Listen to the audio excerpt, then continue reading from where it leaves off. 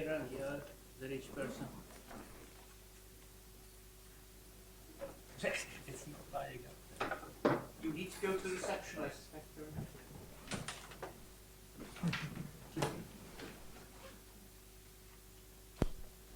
Thank you.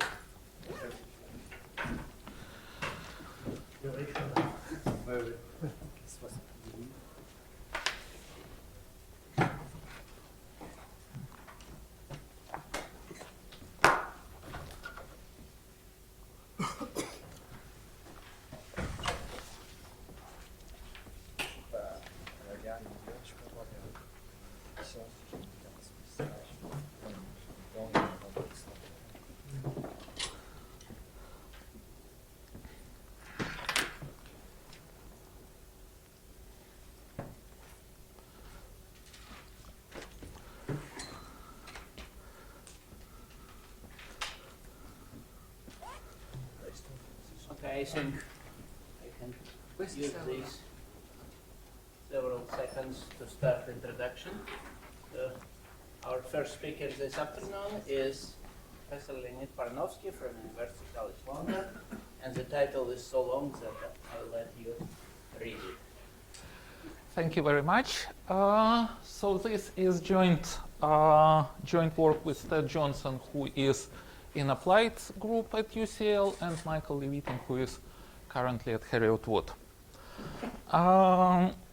Before starting the talk, I should make several disclaimers / apologies. First of all, I will not use the word graphs in my talk. I will use the word quantum a couple of times, but no graphs at all. Sorry.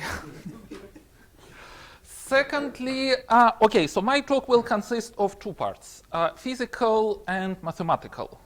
Mathematical part is not terribly deep, so the results are not very difficult. They are probably on the easy side. On the other hand, they are not completely straightforward. So the whole purpose of this paper was to annotation of oceanographers that there are methods available in other subjects which could be used to solve problems arising in oceanography. And by other subjects, I mean the theory of trap modes in waveguides, acoustic and quantum waveguides, which I will talk about in more details later on. And surprisingly enough, people working in oceanography were not aware of these methods. But first part of my talk will be physical part, which I must confess I do not understand completely. So basically what was going on, the physical part was told to us by Ted Johnson. We sort of decided to trust him. We trusted him that this is the way how equation is obtained. And we started our job from the end when we actually have obtained have got an equation from him. So please, no questions concerning the first part of my talk. Okay, if you have questions, then probably you should address them to Ted. So the results were published in SAM journal last year. And so this is the plan of the talk. So first I will talk a little bit about physical background, then I will give rigorous mathematical statements. So I will transfer the problem arising in oceanography to problem of finding spectrum of a linear operator pencil.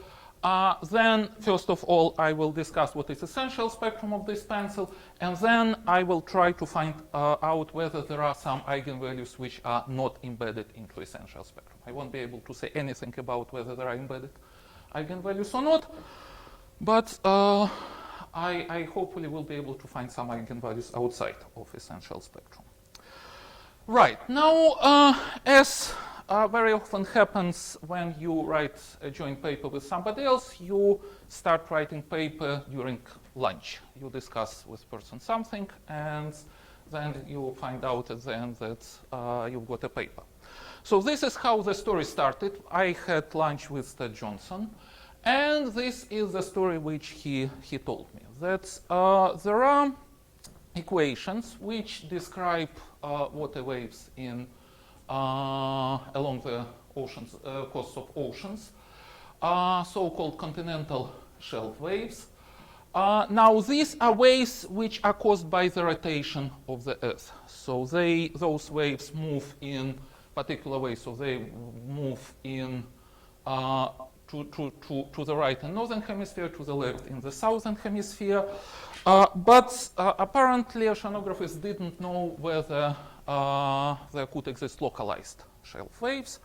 Now, what is the equation? So first of all, assumptions. We assume that viscosity is 0, the density is constant, it does not depend on the depth, and the flow is shallow, means the depth is small compared to the horizontal scale. Right, now we can write the equation, the shallow water equation. So there are two equations here. So two unknowns, one of which will disappear later on when we linearize everything. So the most important object here is h. It's the depth of the fluid. So first of all, x and y are horizontal coordinates. So we fix horizontal coordinates in frame fixed to rotating Earth. K is vector, unit vector, which looks upwards. Now u is function which we are trying to find, is the horizontal velocity of the flow. Right, omega is Earth rotation, g is gravitational constant. Now h tilde is vertical displacement of free surface, which will disappear later on completely. So h is the depth of the ocean, which is something given, and we are trying to find function u. Right, now there are two types of solutions of this equation. By length, they were denoted as class 1 and class 2 solutions. Now, class 1 solutions is something which you probably usually understand by water waves. So this is the more classical water waves. Class 2 waves are very slow, so they have periods of several days usually. They are low frequency, and they really are caused by the rotation of the Earth, and they disappear if we assume that the depth is constant. Right, now we do some simplification of this equation. We assume that the water is shallow, so we linearize, neglect all terms of order higher than 1. Second equation, if we do this, will turn into divergence of HU is 0. So this would allow us to make this change of variable. And then the two equations will be written as S1, single equation, like this. And this is an equation which has been studied by many people. So there are two names, either the barotropic coastal shell waves equation or the topographic Rossby wave equation. Yes, so there were many physicists who studied this equation. Mostly they assumed that the coast of ocean was straight. Right, now, well, as usually when we have an equation which has dependency on time, we try to get rid of time by looking at solutions which are waves with fixed frequency in time. So we are looking at solutions of this form. Omega here is something which later will become a spectral parameter, and phi is our new unknown function. So then our new function will satisfy this equation, linear equation. Now, which are boundary conditions? So first of all, there is a natural boundary condition on the coast of the ocean. So suppose this is coast of the ocean. So then function satisfies condition phi equals 0 on the coast. And here is our ocean. And there is one more important simplification which we make. We assume that the depth of the ocean becomes eventually constant, which is quite natural thing to assume. So if we go too far in the ocean, we have constant depth. So let's assume that we have constant depth somewhere on some curve inside the ocean.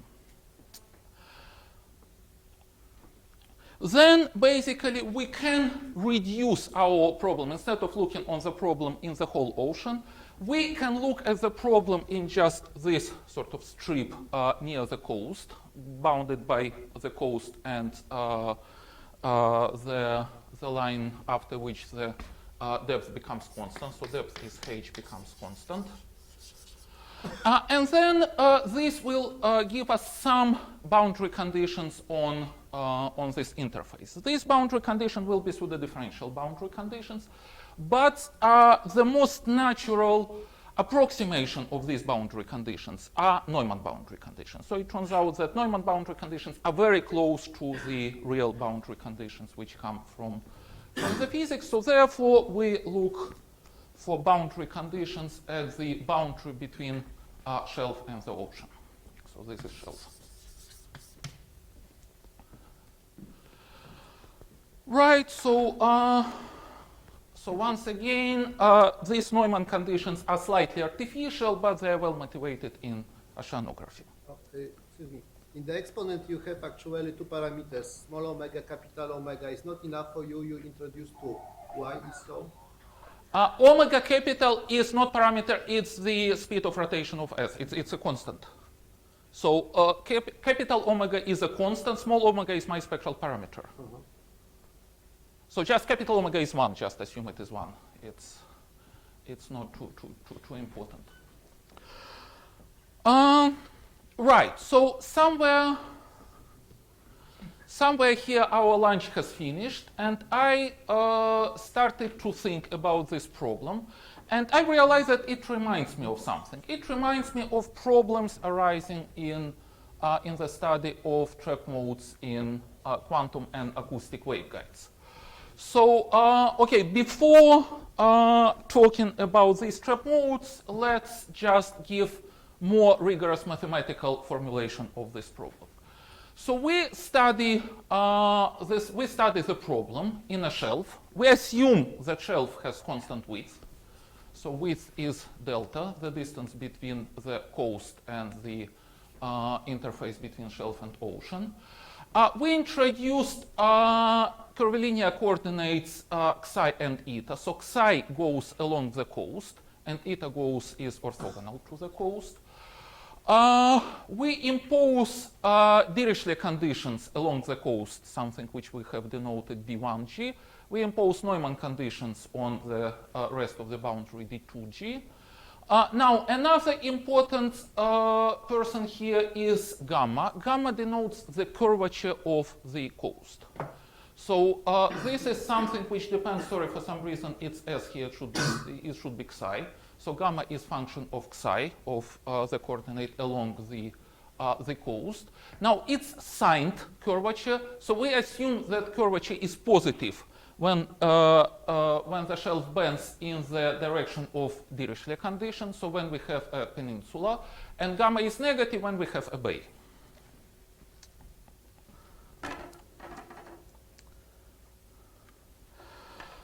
Right. So gamma is the curvature. Now let's make some assumptions. So first of all, we assume that everything is smooth, everything is C infinity.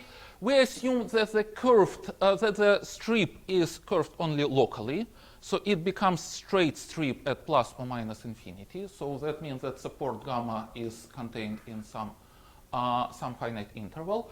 And we also assume that shelf doesn't intersect itself. So we assume that the mapping which maps coordinate xi and eta into x and y is an injection. So in particular, locally, it means that curvature has to be bounded above and below by something dependent on the width of the strip. Right, a couple of more notations. So the metric in these curvilinear coordinates becomes dxi squared with some multiple g plus d eta squared. So g is given by this formula, and by p we denote square root of the determinant of the metric tensor. So all the integrals, when we write gamma with after dg, means we multiply by this factor p. So we do the usual change of variables, multiply by Jacobian. And also it will be quite convenient to introduce a new variable beta, which is just logarithm of the depth of the ocean. So we are given two functions. We are given function gamma. We are given function gamma is the curvature of the coast. We are given function h, which is the depth of the coast. We are given delta, which is the width of the shelf. Sorry, and we want to ask the question: are there localized wave? Are there trapped modes? Right. First assumption which we will make some further assumption, but the only assumption we make at this moment is that the depth of the ocean depends only on the distance from the coast. So it doesn't depend on xi, it doesn't depend on the coordinate along the coast, it only depends on how far from the coast we are. And of course, we assume that the depth is monotone increasing function. So the further we go from the coast, the bigger the depth. Right. So then, if we introduce these assumptions, plug in everything in our equation, we will get, after some simplification, the following equation. So beta prime is the derivative of beta against beta. So beta does not depend on xi any longer. We have the same boundary conditions, and boundary conditions are Dirichlet boundary condition on one side of the curved strip. So now we could think of shelf as a curved strip, and Neumann conditions on the other side. Now, one remark: if you look at operators which appear on both sides of this equation, they are not self-adjoint in the usual LP space, but they are self-adjoint in LP space with the weights given here. So everything is assumed to work in this weighted L2 space. Right. Now, as I said, when I looked at this problem, it has reminded me problems in the theory of trapped modes in waveguides. So I will show you some text, some information. But before going further, maybe I will talk in more details about what's going on for waveguides, because it's sort of crucial. So suppose we have a waveguide. What is waveguide? It is just a strip with some compact perturbation, say, of the strip. Say we put an obstacle inside, or we curve the boundary somehow. And then we want to ask other eigenvalues of the Laplace operator in this strip. We impose some boundary conditions, either Dirichlet or Neumann boundary conditions. Maybe can I?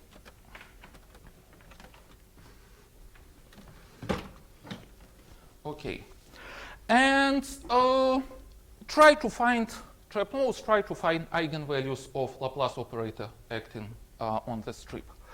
Now, then there are basically two essentially different situations. One situation when we have Dirichlet boundary condition. The other is when we have Neumann conditions. So when we have Dirichlet conditions, the key thing is that essential spectrum begins of Laplacian on the strip starts not from zero. It starts from the first threshold, the first frequency in vertical direction. Let's say mu 0. So this is our essential spectrum of minus Laplacian. Oh, great, thank you. And And there could be, so since essential spectrum starts not from zero, from something positive, it could well happen that perturbed operator would have eigenvalues which are not embedded into essential spectrum, which are outside of essential spectrum.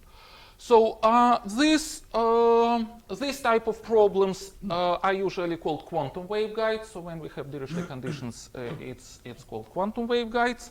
And these problems were studied extensively by mostly by representatives of Czech school, of which Pierre Duclos is an honorary representative, I probably should say. And in particular, the result which is of interest for us is as follows. Suppose that we have suppose that we have a straight strip with Dirichlet boundary conditions, and then we take this strip and bend it. And as soon as we bend it and the angle is not too big, we get an eigenvalue. So this is result by Exner, Scheber, and Duclos.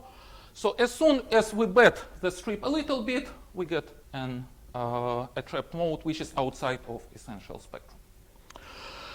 Now, if on the other hand we consider the strip with Neumann conditions on both sides, then the essential spectrum of Laplacian and of perturbed Laplacian will start from zero. So the first threshold is at the origin. I probably will. So if we have Neumann conditions here and Neumann conditions here, even if we perturb a little bit, place an obstacle inside, then essential spectrum of the perturbed problem will still start from zero. And any trapped modes, any localized eigenvalues, if they exist, are embedded into essential spectrum.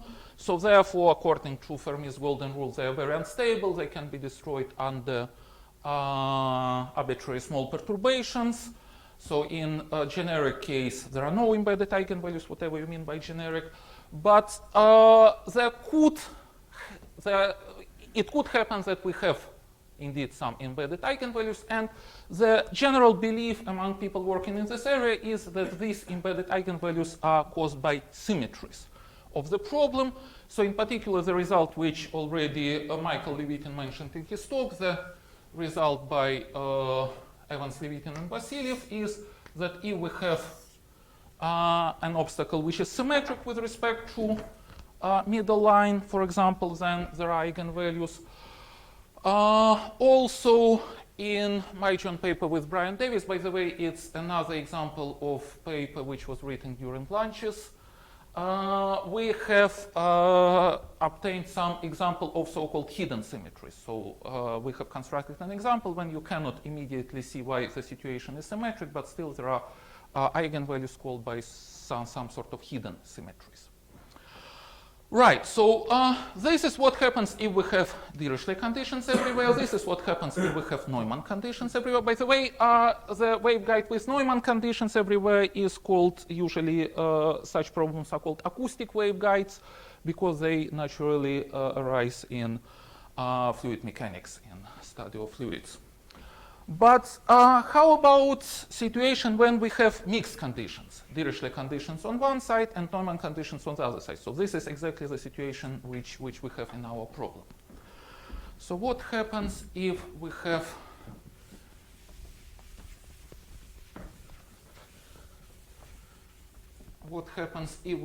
Dirichlet condition on one side and Neumann conditions on the other side? So Dirichlet conditions here, Neumann conditions here.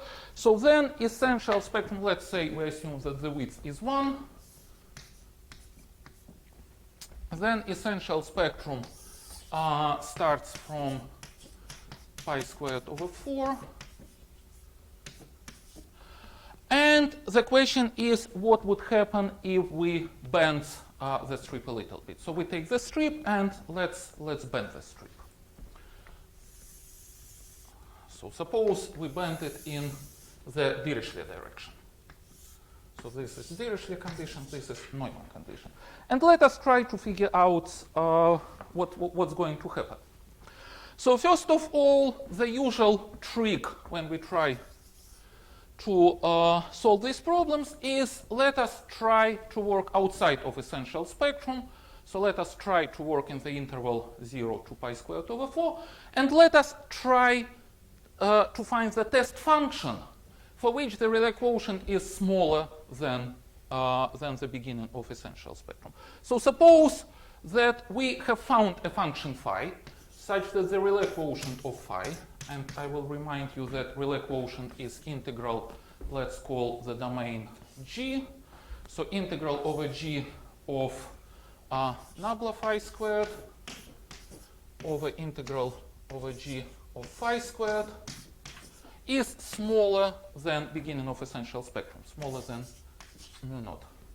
Then, since there is variational principle working outside of essential spectrum, we immediately would obtain the existence of trapped modes below this Rayleigh quotient. So this is the first observation. The second, again, quite simple observation is let us try what is the most natural thing to try for function phi. Let us just try to plug in instead of function phi the first mode in vertical direction. So let us try function phi, which is, so the first mode in vertical direction is just function which is sine of pi over 2 times eta. So eta is our coordinate in orthogonal direction to the boundary, and what we will get in Rayleigh quotient. So of course the first problem is that if we just try function phi which looks like this, we get infinity in both numerator and denominator here. But of course mathematicians have many ways of writing down that infinity over infinity is equal to something, like for example L'Hopital's rule or something else. And one way of resolving this difficulty is instead of integrating over g, we just chop off g such that outside of our chopping off the domain looks like a straight strip. So this is plus r, this is minus r. So call the domain inside gr and integrate against gr here. Right, so now the name of the game is try to prove that this ratio over integral over gr is smaller than beginning of essential spectrum, is smaller than mu naught. Now let us think what would happen if we try to compute this integral. So first of all, if we are on a straight strip, so we are between plus and minus r, and let us cut the straight strip into two halves by middle line. Then let us look at what happens with function phi in the top half and in the bottom half. So in the top half, so my function phi is sine, let's recall, so it's equal to 0 here, and its derivative is equal to 0 at the top edge. So therefore, in the top part of the strip, the function phi itself is rather large. So phi is large. When I say large, I mean it's separated from 0, is large. But the gradient of phi is close to 0, so the gradient of phi is small. Right, and similarly in the bottom half, we have the other way around. The gradient of phi is large, and phi is small. So now what would happen if we bend the strip in the Dirichlet direction? Then we will increase the area of the top part and decrease the area of the bottom part. So therefore, we will increase the part where gradient phi is small and increase the part where phi itself is large. So therefore, we will increase the denominator, we will decrease the numerator, and therefore, as a result, the obtained Rayleigh quotient will be smaller than the original Rayleigh quotient, so it will be smaller than pi squared over 4. So the moral of the story is, if you have mixed Dirichlet-Neumann boundary condition, if you bend the strip in the direction of Dirichlet boundary, then you immediately obtained a trap mode, you immediately obtained an eigenvalue. Now, on the other hand, if you bend the strip in the direction of Neumann boundary, then the same thing will work up to the in the opposite direction. So you will increase the numerator, decrease the denominator. So therefore, your Rayleigh quotient will become bigger than pi squared over 4, bigger than the bottom of essential spectrum. Now, of course, this second consideration doesn't prove anything. So in the first case, we know that we have produced a test function. So therefore, we must have a trap mode. In the second case, we just can tell that this test function will not work. It does not produce a Rayleigh quotient which is smaller than pi squared over 4. However, it turns out that in general case, if you bend your strip in the direction of the Neumann boundary, then there are no trap modes whatsoever. Now, you may ask, what would happen if you bend your strip? Maybe I will use that board as well. What would happen if you bend your strip first in direction of Dirichlet, then in direction of Neumann? So you don't have your curvature sign definite. So what would happen if you first bend your strip in direction of Dirichlet and then bend in direction of Neumann? Maybe I will make it like this. So this is Dirichlet, this is Neumann. Then the answer depends on the overall angle on which you have bent it. So here, overall angle is in the Dirichlet direction, so then we immediately have a trap mode, immediately have an eigenvalue. Now, if the overall angle is in the Neumann direction, then basically the situation is slightly more tricky. You still could have a trap mode, so then you have to analyze the situation more carefully. But the main the main message is, as soon as you bend in the Dirichlet direction, you've got a trap mode. You've got an eigenvalue. Right. So. Can you do this experimentally to assume that you have a music instrument that you bend? I don't, but some people do. There are ways of finding out experimentally, the trap modes, but for acoustic waveguides. So I know, I mean, when you have Neumann everywhere. I don't know whether you could do some experiments with mixed Dirichlet-Neumann conditions. But sorry? What instrument would that be? I don't know. I mean, you could have an open slit somewhere or so. Yeah, open slit. Right. Now let's go back to oceanography. So let's recall the rules of the game. Over here. So we are looking at the following equation. We are trying to find solutions of this equation which are localized, satisfying these boundary conditions. So first of all, this equation is looking like this. So it's omega times some operator of second order applied to phi equals some operator of first order applied to phi. So let us denote these operators by some letters.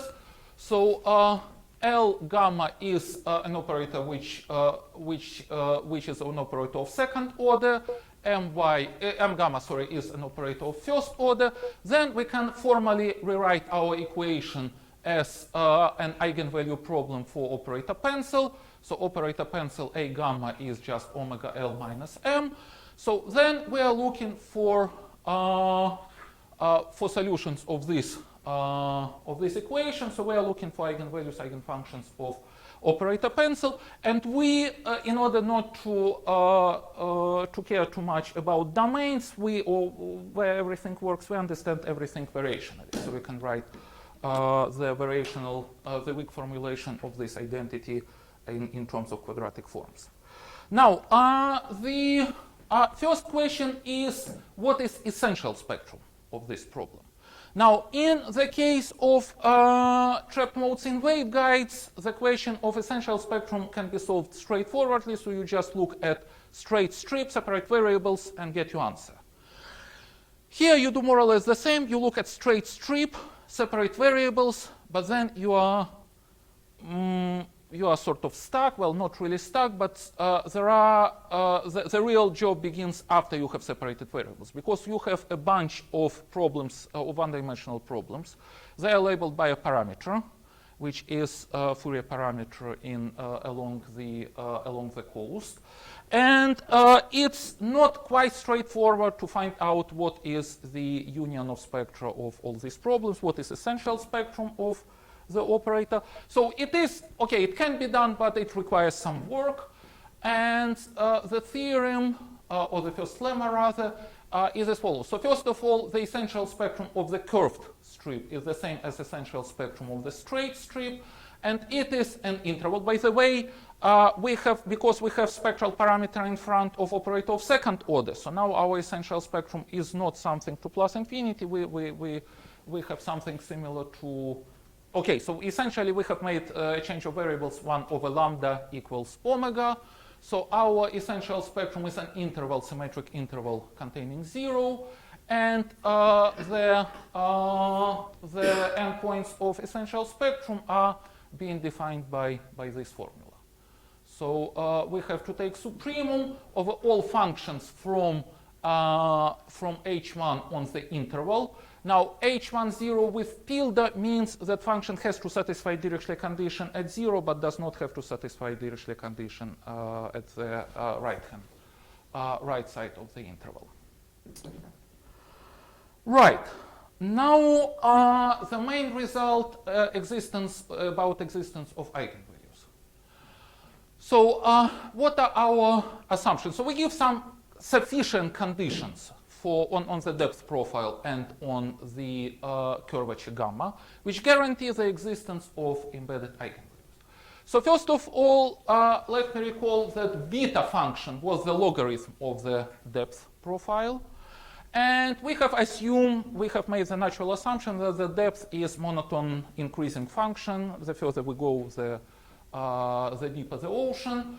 Now we make next assumption, which is very essential for this result. We assume that the second derivative of logarithm of depth profile is negative. So in other words, that means that the depth profile is log, I never can remember whether it's log concave or log convex. So log one of the things, but the most important thing is that most of the functions you could think of satisfy this property. So if you have depth profile which is exponential, which is power-like, then we always have this condition being satisfied. Okay, so if we assume that depth profile is log concave, I think, then we can find constant which depends only on this depth profile, such that whenever the curvature satisfies this condition, so integral of the curvature is greater than constant integral of the square of the curvature, we have eigenvalue which is outside of the essential spectrum. And the method of proof is exactly the same as the method of proof here. So we just write Rayleigh quotient. We try function phi, which is, well, not quite sine pi over 2 times eta, but function phi which depends only on the eta variable and is equal to the, let's say, the bottom ground state in the vertical direction. And then we just compute Rayleigh quotient. Rayleigh quotient, of course, is more complicated than this. It involves operators L and M. We do computations for 5 or 7 pages, and at the end, magically, it turns out that indeed the Rayleigh quotient goes down, so we get an eigenvalue. Now, of course, this condition may be slightly difficult to check, but of course we can simplify it a little bit. So instead of integral condition, we can assume that the curvature is always non-negative. And if the curvature is non-negative and bounded above by some constant, so if the ocean is bended in Dirichlet direction but is not bended too much, then as soon as we assume it, then we get an eigenvalue, we get a trapped mode. So the situation is quite similar to what happens in the trapped mode case. Again, it's not really that straightforward to get that everything moves in one direction. So, for example, this lemma plays a key part in estimating Rayleigh quotient. It's not very complicated lemma, but it's not something which you probably immediately would know how to prove. So it's more difficult. I mean, it cannot be done by Cauchy-Bunyakovsky, for example. Cauchy-Schwarz, I mean. Inequality, it's slightly okay. I usually say Cauchy-Schwarz-Bunyakovsky inequality to my students in order not to offend anybody. Right now, how this relates to the real life. I should have said in the beginning that there were some numerical experiments in which some embedded eigenvalues, some trapped modes were found. Now, however, they were not explicitly numerical experiments on the oceans. Those were numerical experiments on the lakes, and the lakes were assumed to be rectangular. Now, of course, you could ask, I mean, since everything is compact, what do you mean by localized trap mode? So apparently, they have constructed numerically solutions to these equations which are localized around the corners, so which mostly live around the corners and are small outside the corner. Somehow this is a little bit strange because this really contradicts our result. I mean, it shows that you could also get trapped mode when you bend in the other direction. But the suspicion is that the reason we get trapped mode is because we have bent too much. So, I mean, if you bend too much, then probably some other effects are starting to play a role, and you could possibly get trapped. Yes? Can you also do this on the surface of a sphere? I probably can, but I haven't tried. But it's okay. We have made some assumptions, and I don't think that the assumption that the Earth is flat is the most strong error which we introduce. I think that neglecting some terms, some nonlinear terms, is a bigger error than flatness of the Earth. Yes. Just a comment. In the case of quantum waveguides, you can on the general surface. Are you saying they actually manufactured a rectangular lake? No, it's numerical experiments. This is a swimming pool. That's all. Okay. Numerical, right. Right. So maybe okay. Just conclusion. So what we have done, we have interacted with some applied mathematicians. We have tried to understand what they were talking about. We have tried to state rigorously the problem. We have found essential spectrum, and we have given some sufficient conditions when a trap mode, an eigenvalue, which is outside an essential spectrum, exists. So maybe I will finish now.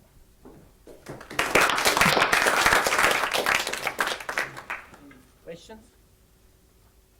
Why are these interesting for oceanographers? I mean, ask oceanographers. Sorry, I mean, when an oceanographer comes to me and tells me, "Look, we have this interesting problem," and I find out that I know how to solve it, it's. Ted Johnson or whatever his name was might have told you. Well, I mean, it's something which apparently exists. I mean, describes real-life phenomena, and okay, they were not aware that such trap modes exist really in the ocean. I mean, as opposed to the lake, but really in the oceans. So what we are trying to do now actually, we try to write an article in oceanographic journal. I mean, without a word theorem ever mentioned there, but with a couple of actual numerical calculations of these modes, and then maybe they would become interested, maybe not. Who knows? So I'm a little sort of surprised. I mean, one would expect that they would be coming to you saying that they'd observed these trap modes and they wanted you to calculate the frequency. But they're actually coming to you saying that they haven't observed them and they want you to prove that they exist. Well, it wasn't really they wanted to prove that they exist. It was a lunch chat with Ted. And he basically described me as a problem. And then he mentioned that they were not aware of whether there are trapped modes or not. And I just thought that maybe if we explain to them that there are, maybe it would... Maybe they would appear. I mean, wouldn't it be easier to just look? Obviously not. Maybe yes. Maybe yes. It's too far from the cafeteria. Have you any ideas about how many such there are such trap modes?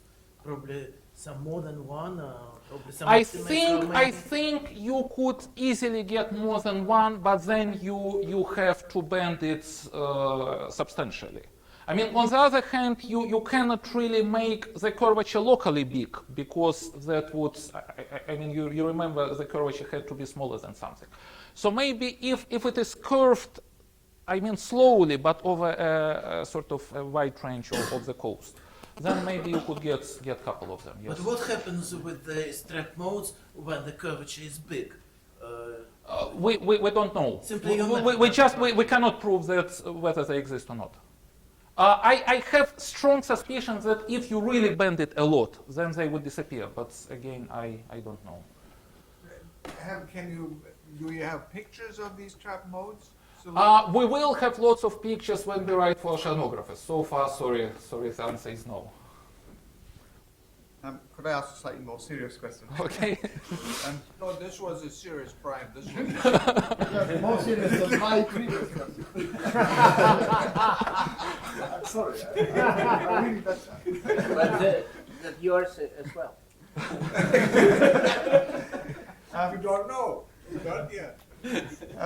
I mean, maybe I'm not sufficiently familiar with the waveguide literature, but I mean, eventually you reduce this to what is more or less a one-dimensional problem. More or less, yes.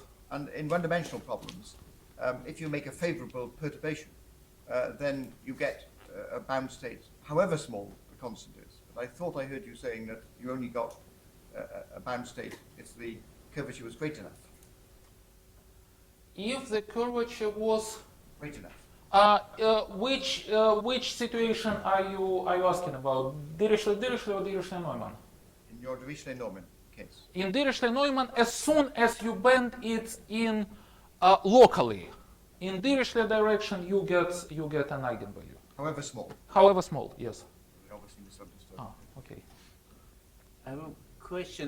You mentioned in the beginning, it doesn't look like you took into account Coriolis forces. We did. I mean, it is Coriolis forces. And, yeah, it is and Coriolis it doesn't forces. destroy.